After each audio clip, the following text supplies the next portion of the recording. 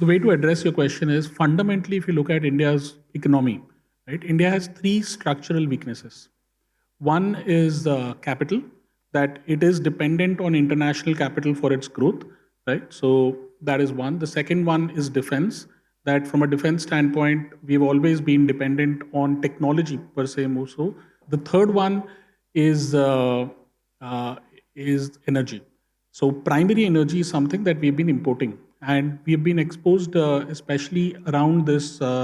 See, this Iran crisis has exposed the entire world when it comes to how powerful, how important that particular choke point is from a world energy security standpoint. But these are the three fundamental weaknesses that India has. That is the reason why India is rated triple B minus. On all other parameters, India should be rated triple B plus A category. Right now, the of the three, this government has taken a lot of steps to address one and two, and they've been fairly successful in one and two.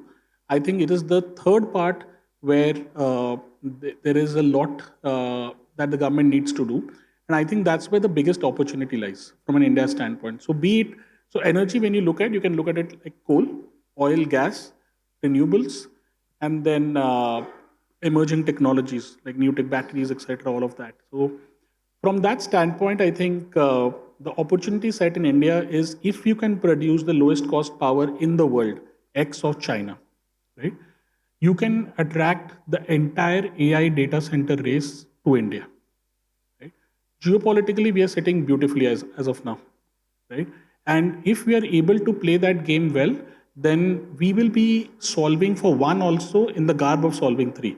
Because the moment you have data centers being set up in India for AI, for end use in US and other markets, that means that we have become a favored destination from an investment standpoint purely on fundamentals, right?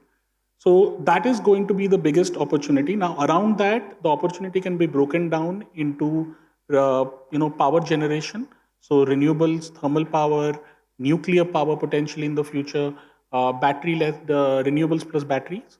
Then the investment opportunity would be into transmission, into smart metering, all those allied activities. On the energy side, potentially green hydrogen. It'll take some time, but crises such as this, Russia, Ukraine, this, they all accelerate the movement towards green hydrogen. And yeah, so that I think is the biggest opportunity. We are spending about, and then data centers, of course. So we are spending about 65 to 70% of our incremental capex in the next, say, 5 years into mostly into this ecosystem. This was the announcement we made in February around $100 billion investment into data centers and AI and that ecosystem over the next 10 years.